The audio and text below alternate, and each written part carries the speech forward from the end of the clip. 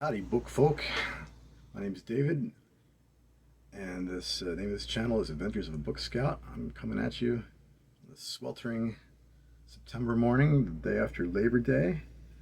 Welcome back. If you viewed other episodes of my channel, and if this is the first time you happen to stumble upon it, hello and welcome, and thanks for stopping by. I am a veteran book scout. I've been working with books since the late 90s. I work in the Philadelphia area, and you know, I share things I found when I go out scouting for books, or things that I have sold, just for fun, and also maybe in hopes that some people out there might find it useful to see what kind of stuff a book dealer or a book scout deals in, and can make profit off if you got your eyes open for certain things. It's a pretty inexact science, so just to kind of share what the kind of things that work for me, or have that I look out for, and have proven to actually, if I make a sale and I can show you that it's sold, it's definitive, right? So anyway, um, I think I had recorded a video right after Memorial Day, in which was surprised by the amount of sales that came in over Memorial Day weekend, and sort of a similar experience over Labor Day weekend. Not quite to the extent of Memorial Day, but I have had 16 orders come in since Saturday, and this is Tuesday morning, so that's pretty good haul for the weekend. Not too much going on in the way of sales in later in the summer, which is fine because I've got my hands full with all sorts of books and collections that I need to go through. I probably shouldn't be continuing to run out to get more, but that's I've gone through my reasoning for that in the past as well.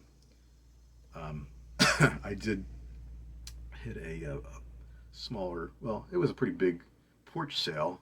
I just didn't come away with that much. Over the weekend, it was in West Philadelphia, and I was out there on Saturday because I had gotten a call from this organization called Books Through Bars that sends books to prisoners who request things to be sent through the mail, and I've had a long-standing arrangement with them um, to go through their books, the books that they really can't use so much. They don't get requests for it, but they get all sorts of donations, being in West Philadelphia near the universities, and they used to sell books themselves, and now they just don't bother with it, so they kind of have me pick up stuff, have me list it. When it sells, they'll give them half the proceeds, and it continues to work out. It's been many years. Anyway, so they called me to pick up some books. I hadn't been there in a while, and while I was there, I figured I'd hit up this porch sale that I saw advertised on Facebook Marketplace. It was a sale that was being run by someone who, I guess, had moved into a house, and books were left there by the previous tenant, and it was quite a collection, a lot of metaphysical type books, and a fair amount of novels, crime novels, true crime, and then just there's history, just a lot of books, and but most didn't have, most of them weren't of a higher sort of value, or didn't really pique my interest one way or another. I'll share with you a few things that I was able to get from there, and it was advertised as being $1 each. So at that price, I figured, since it was so close to the other place where I was going, it wouldn't hurt to check it out. And while I was there, I should just mention before I get into sharing the books, kind of interesting anecdote. A very old man showed up, and he looked at me, and he said in a very soft voice, he said, "Hello, my name is Isaac." I said, "Hello." I said, I'm not the person who's in charge of the sale. If you're looking for information, here's the person, she's up on the porch putting out more books. He was with, it turned out to be his daughter, and she told, I guess I heard her tell, I guess the woman who was running the porch sale, that in fact he was the same Isaac who who had vended in the side of the Reading Terminal Market in Philadelphia for many years, and I don't think I ever saw his booth, but I've heard it mentioned many times. It's almost sort of legendary because he apparently had an incredible selection of really esoteric and interesting books, and he was very well known for, you know, being able to talk at great length about so many different subjects and sort of whole court. And this was one of the literary hotspots of the whole city. And here he was, and he's so frail and but he was still able to move by himself, and he was checking out the books, and come to find out he's 99 years old, and he's still scouting books. He no longer has the booth at the Reading Terminal Market, but his daughter said that they have a shop in a neighborhood called Fishtown in the city, and there he was, whether it's for his own interest or for his shop or the family shop, that he was in there just right along with me looking for books. It was really something. I can only hope that when I'm 99, I'm still doing what I'm doing now, and it was amazing. And I had another place to get to. I would have wanted to try to engage him more, but try to have conversations with people when they're trying to work and concentrate on what they're doing is something maybe you shouldn't partake in anyhow. But kind of cool. At least I'll be able to say I met the famous Isaac, who had I can't remember the name. He had the name. I mean, it wasn't a proper shop, but he had the name of what this book business was called. I should have looked it up so I could impart what it was. But anyhow, that was kind of a cool experience. So a few of the books that I picked up when I was there, I found this hardcover edition. I've seen this in paperback any number of times, but I've never seen it in hardcover. Alice's Adventures Underground, and this is a facsimile edition of the original manuscript by Lewis Carroll. So it's kind of cool. Not super valuable, but it's very clean. It was published in 1966, and considering that it's only 50 to 60 years old, it's very nice condition. It just has that little tiny chip at the bottom. Otherwise, very clean and got the original color on the jacket. So this is about a $20 to $25 book.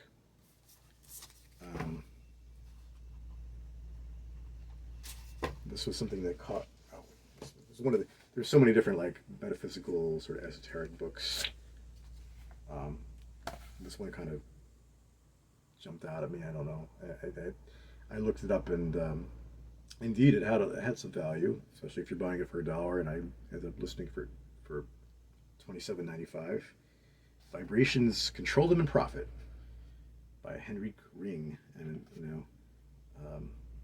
there were people there, I guess scanning barcodes. There might have been even somebody who got to do that before the sale. I suspect that there might have been.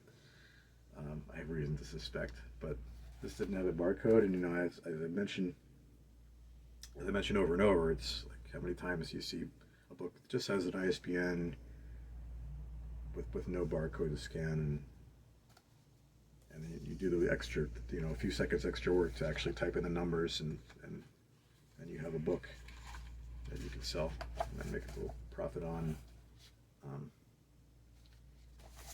So yeah, there were most of the books in that ilk, though, of the sort of the new agey metaphysical books were more common and didn't have a lot of value. So I just left them for whoever else to find. And there were a lot of novels, paperback and hardcover, crime sort of novels, which I'm not going to spend a lot of time with normally.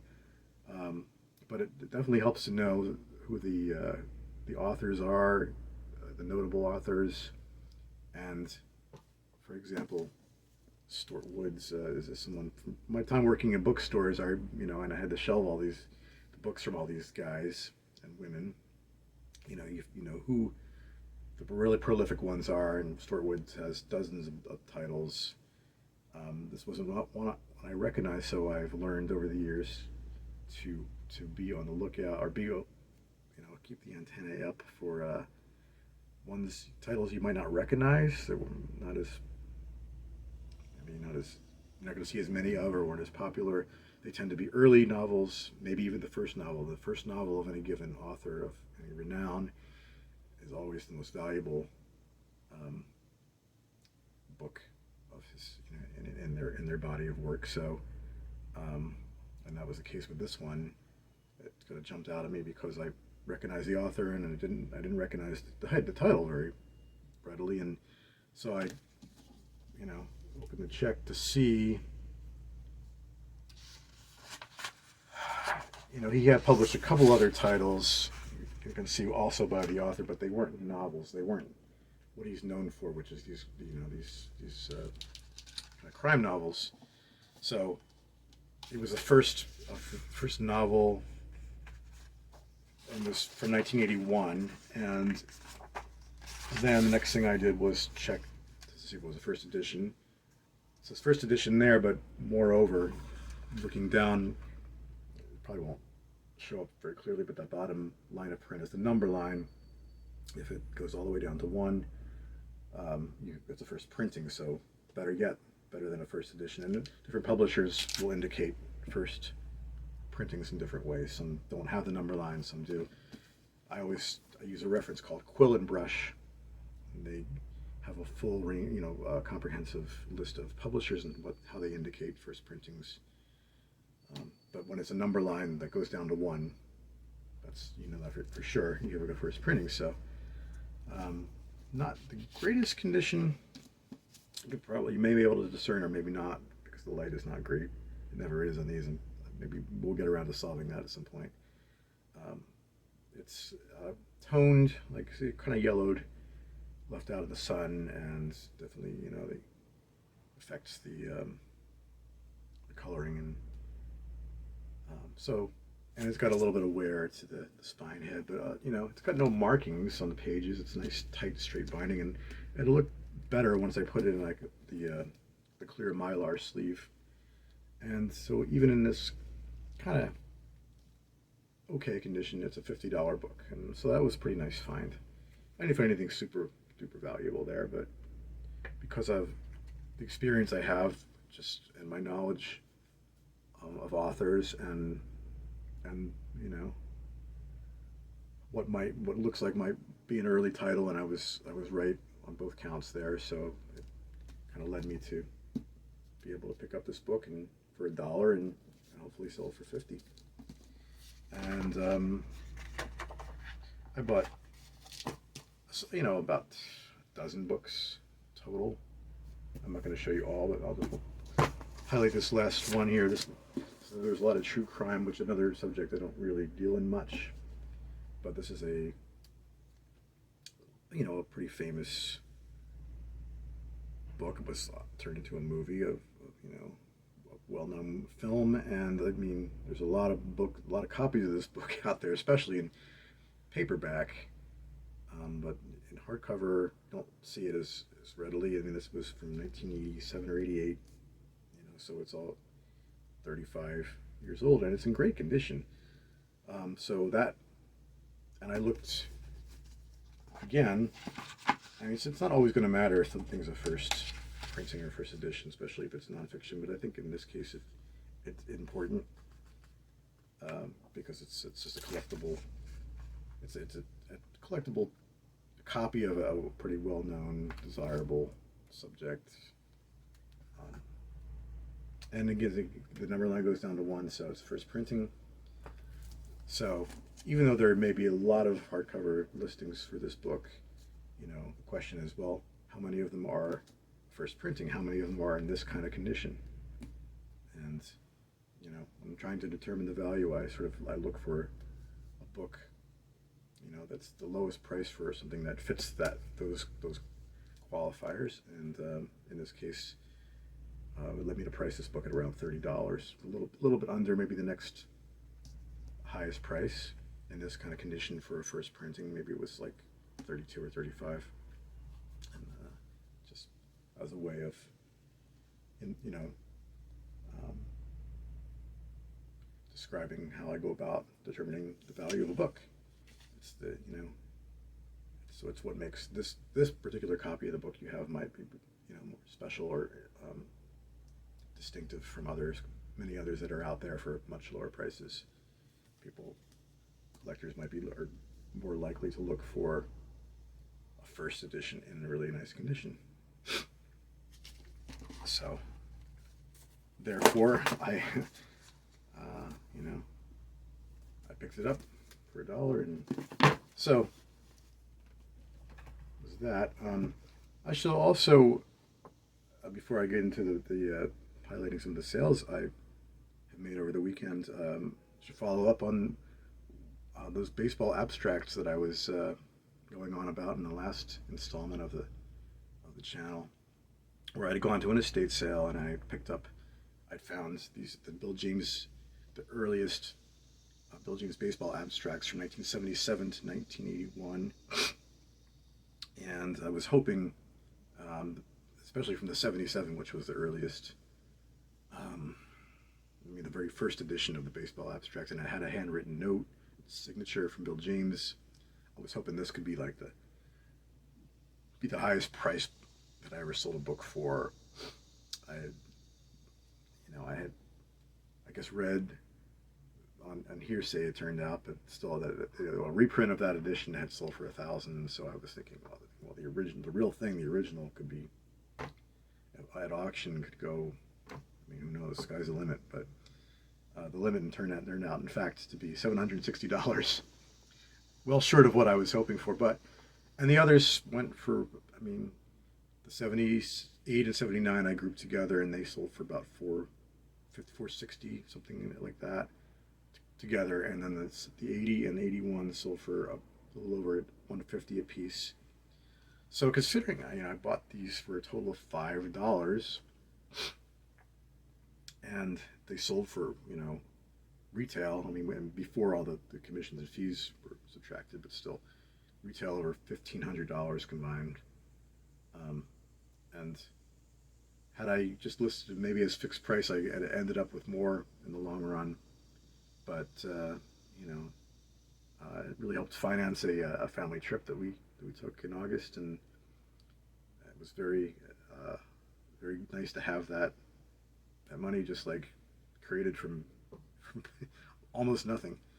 I can't complain. I was pretty happy with it, even though I was hoping that it might generate more. So that's what happened with those baseball abstracts.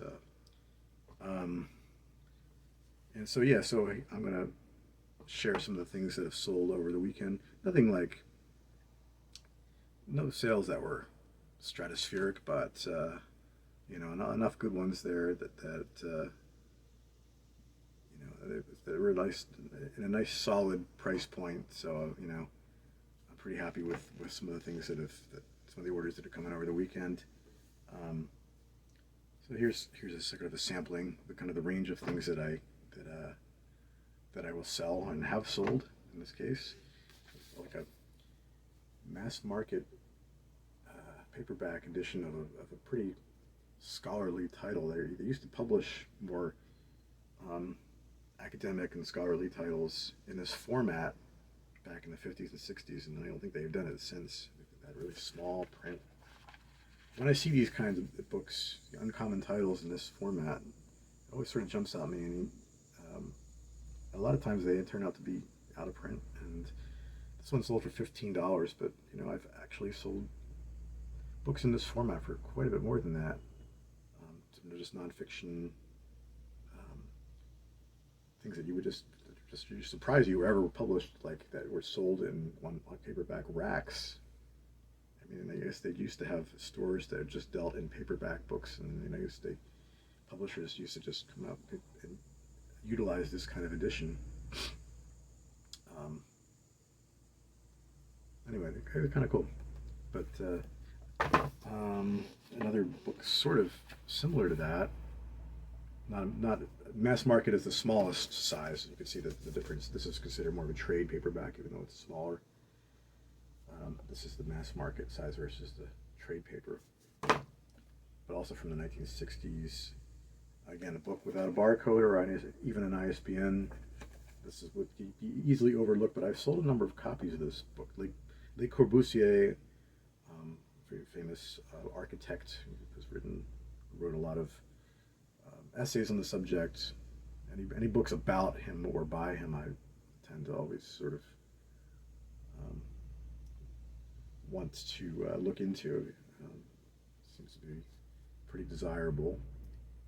And this one, When the Cathedrals Were White, I know I've sold this a number of times, and I know the value just keeps going up on this book to the point where when I bought this at a library sale again for $1, and was kind of shocked that like the lowest price was, well, I listed it for $75. I bought it earlier this year, and I got the sale on it, $75. Just again, as I just say so many times, people who are just scanning books would just toss this aside like it's nothing. But it always helps to have a little bit of the knowledge of, based on maybe even prior sales or just your own working knowledge of what subjects, what authors are desirable, what is an older edition of something that may or may not be in print. This is a sale of a book, a novel by Graham Greene. It's not a first edition, but it's a nice, clean hardcover copy. It's also not one of his better known works. This came out in 1961, and I sold it on Etsy for I think $15 or $20. It said, on the copyright page here that it's the second printing before publication, which is kind of confusing. But in any event, second printing means it can't definitively cannot be a first. So, but an early edition and a very clean copy with a dust jacket, which I put the Mylar sleeve over. So, nice to sell books like that. I always enjoy, finding older hardcovers, and that have the jackets, and even if it's not a first, they're probably going to have some sort of value because it's just you don't find books by a pretty well-known author of this kind of vintage is over 60 years old, and in this kind of condition with a nice jacket like that. Here's a book that I sold that was from that. So I mentioned I was in the process of buying a collection from the apartment in Center City, Philadelphia. I did complete that purchasing collection, and been going through those books, and happened to sell this one pretty quickly. This was published in 2000. Looks like it could have been published yesterday, but so that's long enough for the book to have gone out of print for quite a while, and I guess the price, there are copies out there. I sold this for $80, believe it or not. Father Ernetti's Chronovisor, the creation and disappearance of the world's first time machine. I could give you more of a description, but I don't want this video to run on 57 minutes like the last one did, so I'll leave it at that. But just, the collection I purchased was a lot of, almost exclusively nonfiction, a lot of Asian history and culture and costume and currency, every aspect of Asian culture really covered in this collection, as well as a lot of books on UFOs and cults and paranormal. This is really, really good, high quality collection. I was really fortunate to be able to purchase. I probably left most of the books. I mean, after all the ones that I was able to select, I mean, the guy called me back at one point because he um, he wanted a pretty good price per book, and so I had to be awfully selective.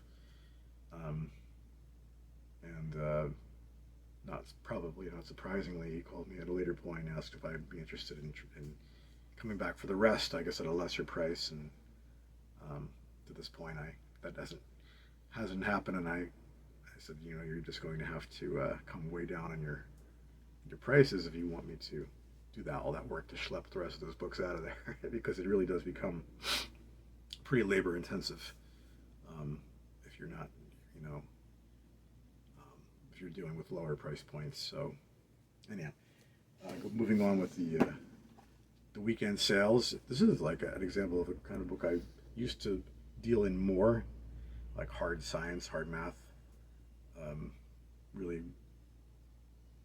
like obscure, obtuse academic titles.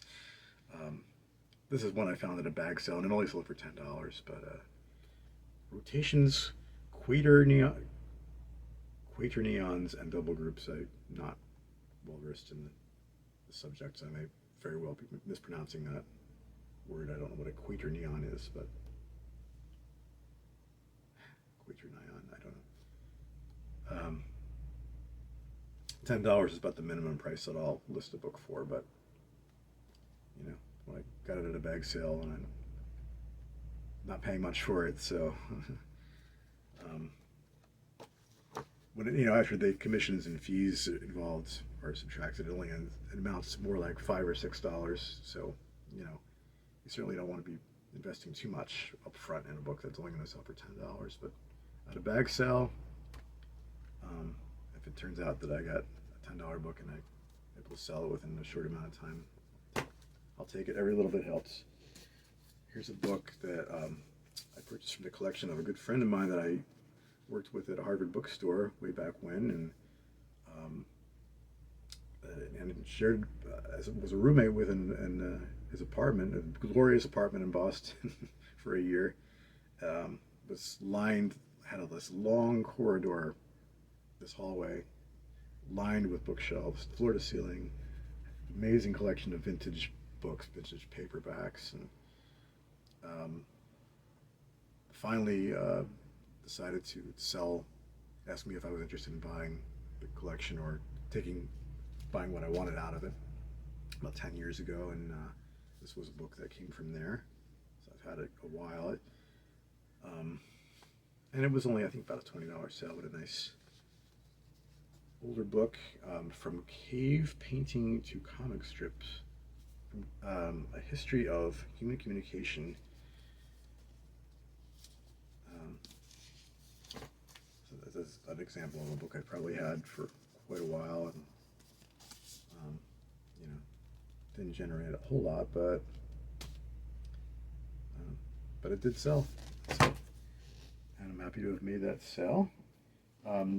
It's a book that sold from another big collection I bought, that I mentioned previously, the collection of art books that were like new or sealed brand new from Bordentown, New Jersey.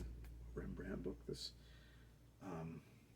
sold for about $20 or $25, so not one of the higher end books from that collection. And there was another one that also sold over the weekend from that collection for about the same price, but I'm not going to show you every single one for the sake of not being overly redundant. This was another book from the more recent collection that I was mentioning in an apartment in Philadelphia, Christian Symbols. I'll show you the cover because there's nothing on it. It's fine. Christian Symbols, $60 sale. It's very nice. Another $60 sale I made. This is a book I purchased at that same house, at that same estate sale where I got the baseball abstracts in Lambertville. Book about Rambling Blues, the life and songs of Charlie Poole. This was published in 1983. It's well out of print. It's got a little bit of water damage, but even so, it's scarce enough to have generated $60. So another nice sale, and another nice book I purchased for $1 at that house. So that estate sale is the gift that keeps on giving. Um, Here's a book that Pontiac GTO 50 years, nice like gift quality coffee table book. This is a commission sale that from the church nearby, the church that I have done a lot of commission work for. Sold for $40, so we split 50-50. So I get 20, and then after it, this will cost a lot to ship, and then the commissions. So after all that said and done, my take on this book will be probably between $10 and $15. But that's having not paid up front or anything up front for it. It's again, I'm happy to have made the sale. And the last book I'll share that I sold over the weekend, Maine Cottages, and this was another nice sale for $80. So nothing like over $100 over the weekend, but a lot of nice $60, $80 sales, 40. I mean, that's all. I mean, enough of them come in, that'll sustain you. So this book came from. I think I might have mentioned that there was a second estate sale the day I went to the one in Lambertville. There was one across the river in New Hope, Pennsylvania, the estate of an artist who had passed away recently by the name of Paul Rickert, and he did a lot of paintings of the Maine coast. He's probably fairly well known up there, even though he was based. I think he was based up, kind of like Andrew White. He was based in Maine as well as, well, in this case, Bucks County, Pennsylvania. So this book came from that estate sale. It was one of the nicer books that I found in that collection. And so I'm going to just sort of wind things down from there. Don't want to get into another excessively long video, but just get to give an example of the kind of things that I look for and the kind of things that I sell. And sorry for the sporadic appearance of these videos, but I will try to come up with a little more now that school's back in session. I have a little more time to work with, so it's a pleasure as always to be sharing these with you, and I hope that